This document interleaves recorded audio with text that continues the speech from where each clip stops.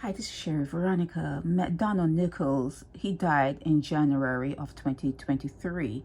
He died earlier this year. And he had 2 boys and 3 girls, 5 kids. And when he died, he wanted Mitchell. He actually said he wanted Mitchell to run the bakery business, Nicholls Bakery. He wanted him to run the bakery. Now, there were staunch Seventh-day Adventists, and I don't know if you know this, but Mitchell was part of the LBGTQ blah blah community. Okay, Mitchell was kind of sort of what I'm hearing ostracized in a way because of his lifestyle, and he moved out of the family home and he was living in an apartment. He was living on his own in the apartment. But I do this blog to say that his probably his main fault was he was a nice guy. Mitchell was a nice guy.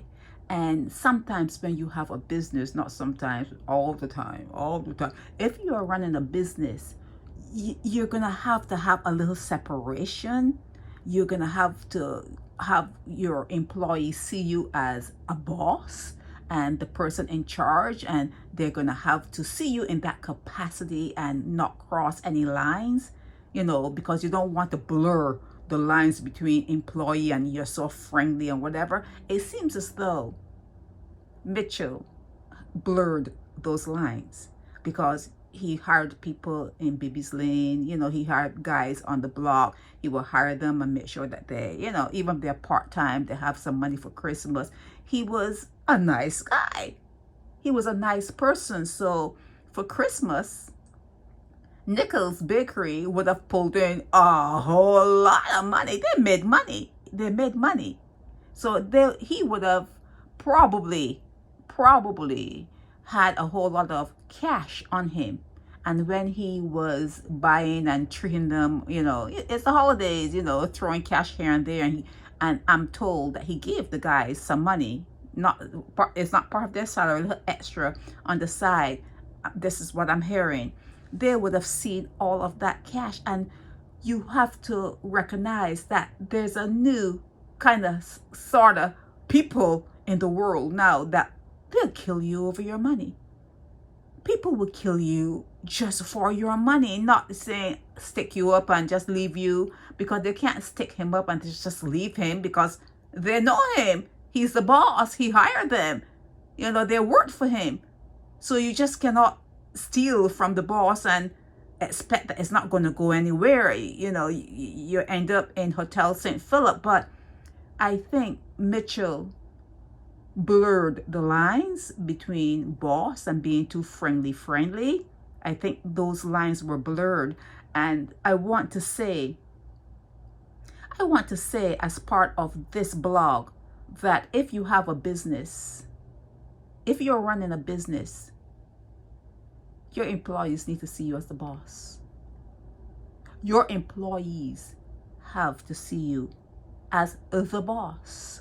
And even though you may have a Christmas party or you may do a annual picnic, maybe, employee picnic or whatever you do, you need to be standoffish.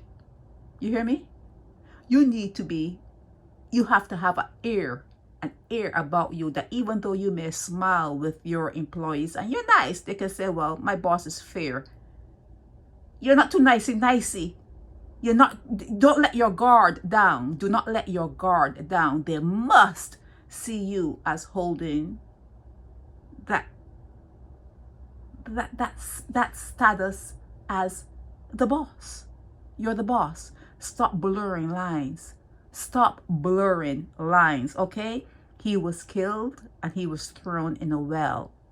Okay? Mitchell was killed and thrown in a well. If there's anything supernatural about life, and his father McDonald saw that, he would have been beside himself. He probably rolled in his grave if he had some sort of knowledge, if he had some sort of consciousness, that he could see what's happening out there in the world with his children, and he saw that.